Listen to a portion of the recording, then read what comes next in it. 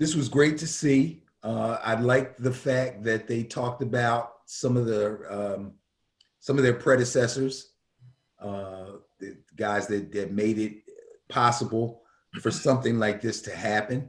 That was really great. I fell asleep on the game. I actually didn't see the fourth quarter of the game, but as far as I could see, the game went without a hitch.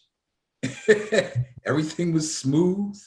They stayed out of the way. You know, the best games are the games where you don't see a lot of flags and you hardly notice the officials. Those are usually the best games. So kudos. I hope we see more of this. They've already got several female referees in the NFL now. So maybe one day we're going to see an all-female crew. Who knows? That would be, I hadn't thought about that. I hadn't thought about it. It was interesting. There was one play, and I was trying to remember it, where I believe they picked up the flag. Yes. Common sense prevailed. And Yes. I was like, wow, that was a good decision, you know? So absolutely with that. All right, let's roll up a little bit. Um, just want to mention that the NFL went to a COVID-19 intensive protocol starting Saturday. The United States is kind of on fire right now with COVID everywhere. The challenge with COVID, when you try to look at it numerically, is that most people don't take into account the impact on the hospital. And that's where the governors and stuff are panicking, because hospitals are hitting their limit of patients that they can handle. Unlike in the initial pandemic, where you had so much concentrated in a few different states like New York or say California, and then middle America was pretty much unscathed. When New York needed additional nurses and stuff, a lot of those people were able to send nurses from different hospitals. And the administration now is talking about beds and PPE, which is still a problem, but you can have all the beds you want. If you don't have the medical personnel, that's a problem. One lady mentioned that it takes like 4 nurses to run a respirator or intubation. Yeah. So you can have the machine, but if you don't have the trained people, you got a problem. And that's kind of where it is right now. I still applaud the NFL and the NBA as showing the working world that with testing, you can, and proper protocol management, some discipline, you can kind of keep the infection rates down. You know, you have to value your people. The problem with work so often is that they don't value the people. They're not, leading their employees to testing. I think that that was one of the big mistakes. I thought government and commerce should have joined together to test the employees the same way they test the NFL. The NFL has to go home. Their players don't stay in a bubble like the NBA did. They actually go home. But so you have to have ongoing testing. Some newer, more rapid testing things are happening. There's like 3 or 4 different types of testing, but you got to test. The new Biden administration, when their attack on the virus starts with the word testing, and I was real happy to hear that. So, they're really they're taking it up another notch and being strict about their protocol, and that's one of the reasons they moved that game with the Ravens and the Steelers, because they started coming up positive, and they wanted, some of them were just associated. They weren't necessarily positive. They were just around a positive person, put them into quarantine automatically. But now they wanted to give them time to be able to come out of the quarantine and play. Last but not least, I'll say, and I think I have the article following here, the state of Pennsylvania was about to mandate everybody having to wear masks even while you're playing the game. Wow. And the teams pushed back on that, and the state relented and said, okay, while you're playing the game, you don't have to wear a mask, but as soon as you leave the game and you go to the sidelines, You have to mask put the up. mask on. Yes. So Yeah. I got a funny feeling, and even in our flag league, I was thinking about that. I was thinking to myself, it'd be tough for the guys to wear masks while they're playing. But if they lift this thing, because right now the rec centers in Philadelphia are closed, no large gatherings, so you can't have league play or anything like that. That guys should actually pull their masks up every time they come to the sideline. And as long as they're on the sideline, which is really good, which wouldn't be too hard if everybody got the Gator style that we like, because they're easy to pull down and pull up. You don't have, because they don't go over your ears. You know what I mean? But that might be something that we may have to look at. I'm going to talk to our commissioner about that too. It would also show a bit of proactiveness to the people in the neighborhood who were initially complaining when they started lifting bans in Pennsylvania and in Philadelphia, and in fact did open the rec centers and say that we could actually play, that we would be allowed to play. And the neighbors were still kind of complaining, they're out there, they don't have no masks on, you know what I mean?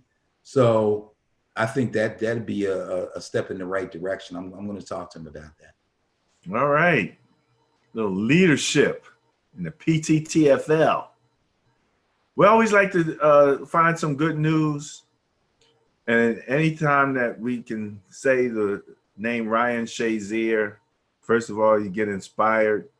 But then to see that he has a charity for spinal injury patients now, I just thought, I wanted to make sure that we put some of that good information, those good vibes out there, man.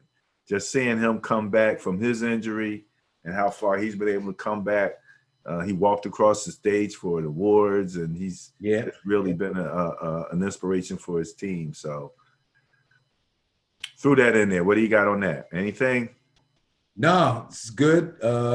He started a charity for spinal injury patients. I think that's wonderful. He's still with the team. I believe he sometimes travels with the team when they go out, go away. So his rehab's coming along really well. He's moving well. I saw some video of him doing some workouts. He was actually doing some box jumps. Yeah. Person doing box jumps after a spinal cord injury is freaking amazing. Wow. Okay. It wasn't super high, but just the fact that he could, put himself into a squat position and explode up like that and be able to complete a box jump, I thought that was amazing. That's great. The only box jump I'm doing is on the shoebox, and I'll probably crush that poor shoebox as soon as I jump up on it. So we won't go too far. Congratulations, Ryan Shazier. That is fantastic. Boom. All right. 52.7 yards. That's the Jets. Flacco. And here you go, Taysom Hill. Taysom Hill's putting it out. 53.8 yards. It's a long throw. Taysom went deep on him. Aaron Rodgers. Ooh, that looked like about a 50-something. And he didn't look like he had his feet planted. And there's Justin Herbert. I am impressed with this guy's arm. Yeah. 54.3 yards. Yeah, he's tremendous. But the longest of the day. He had plenty of time, didn't he? He stepped into that one. 58 yards. Right. And that's probably under pressure. That's really impressive. If you just took him out on the field and gave him a ball and said, here, loosen your arm up a little bit and hurl this puppy as far as you can, I still doubt he could get 70. Herbert might get in the 60s. In fact, I'm pretty sure Herbert could get into the 60s. But a 70-yard pass, I don't think so, bro. Remember back in the days when they used to have those competitions? Nobody ever won it with a 70-yard pass. They were always like 68, 65 and a half. I thought I heard a 70-yard pass is extreme. I tell you who I seen throw a 70-yard pass in the air, And I couldn't believe it, but I knew it was really long. And I saw where it was caught. And then I went back. I took my eyes right back because I was at the game, right back to the line of scrimmage. And I was like, that's the 50. That ball traveled at least or really, really close to 70 yards in the air. I'll tell you who I saw do it. It was a flag football tournament, Princeton, New Jersey. The Road Warriors from Philadelphia versus the Cutters from Maryland. And Mark Jarman, who is still playing in our league, Okay. his brother, Rashid Jarman, and that ball traveled 70 yards in the air. I swear to you, I saw that. Well, Mark Jarman and Patrick Mahomes have something in common, because what I'm seeing here and just Googling who can throw 70 yards, what quarterback first name came up is Patrick Mahomes. Okay. Do they have, are they saying they believe he can, or he's done it? He did it in a pregame. In a pregame, standing still with no pressure. Okay. That's cool. So, but that's arm talent right there. I just thought that was some fun stuff to finish up the show with, man, and invite everybody to get to Ben and Barry on Football on Facebook, Ben and Barry on Football on Twitter and on Instagram. And again, if you go to benandbarry.com, you will go to our YouTube page as of now. Ben, I am working on a website here, so we might go website quite soon. And also, don't forget, we're now podcasting, utilizing Anchor, so you can find us on TuneIn. You can find us on, what's the other one that everybody likes Spotify? to use? Huh? Did you say we were on Spotify?